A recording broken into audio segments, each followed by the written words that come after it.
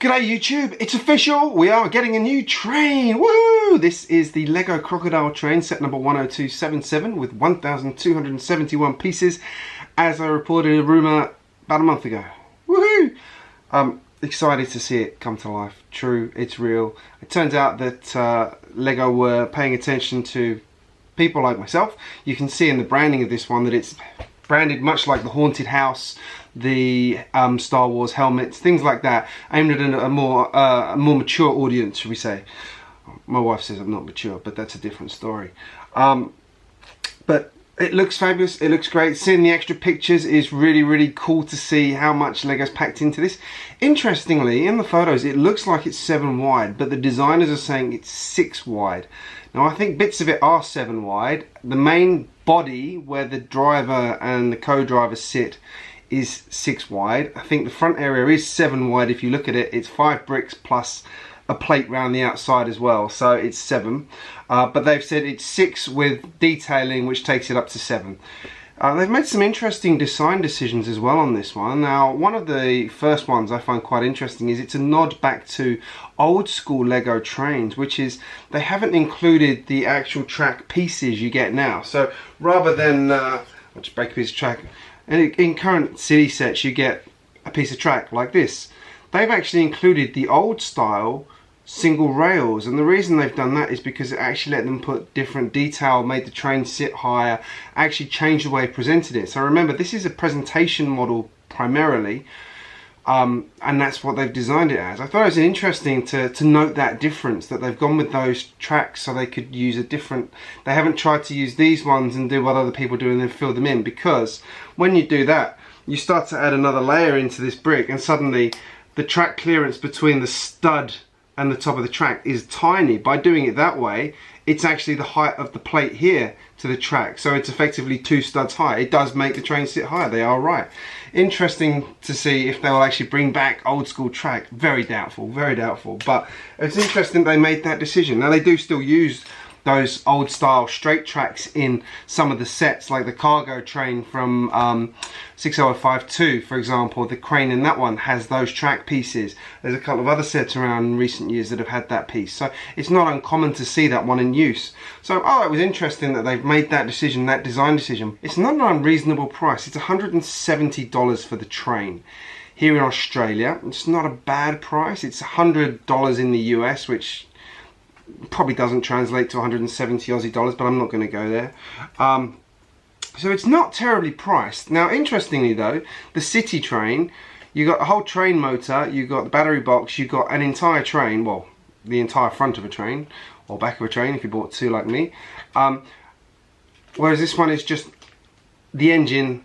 So it's interesting to see the sort of cost, but obviously there's a lot more parts in this, there's a lot more details, there's some custom parts. So they said there's no new pieces in this set, but there's recoloring of old pieces, which is interesting to see. There's also, I like the comment that was made on the Brothers Brick interview with the designer of this set, that they learnt a lot of lessons from the Emerald Knight set, which they've tackled with the way they've done the wheels in this one. So that's interesting. If you actually look at the close-up of the wheel, it's actually using a Technic suspension strut to actually connect the wheels up, which I thought was a nifty trick, very nifty, because anybody who's tried to build a train like that and tried to connect the wheels up knows how much space the actual piston rods take up on the outside of the train. So that's interesting to see how they did that.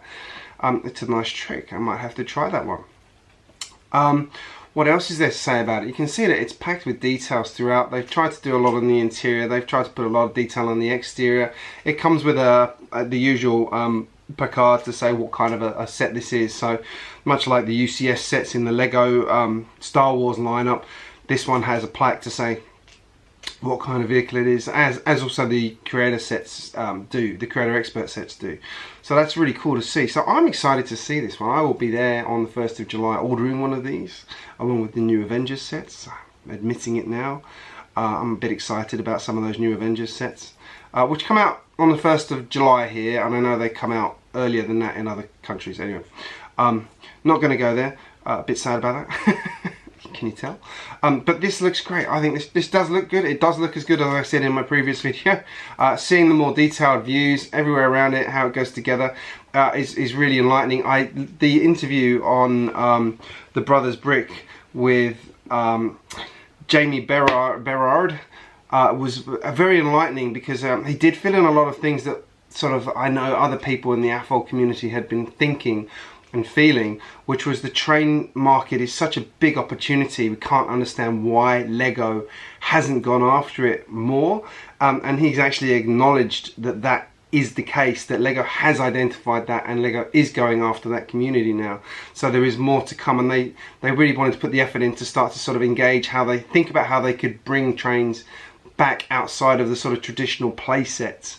So this is the first in that. So it'll be interesting to see, are we going to start to see some more 18 plus sets in terms of additional carriages, wagons, brake cars, things like that that go with this buildings? Are we going to start to see a creator expert, which is not expert, as everybody knows, the expert line, or a lot of people probably know by now, the expert line is being phased out in favor of the 18 plus branding that you've seen in the new Star Wars figureheads and haunted house set, and now this one. So yeah, it's interesting to see how that goes. I hope so. I really do hope so.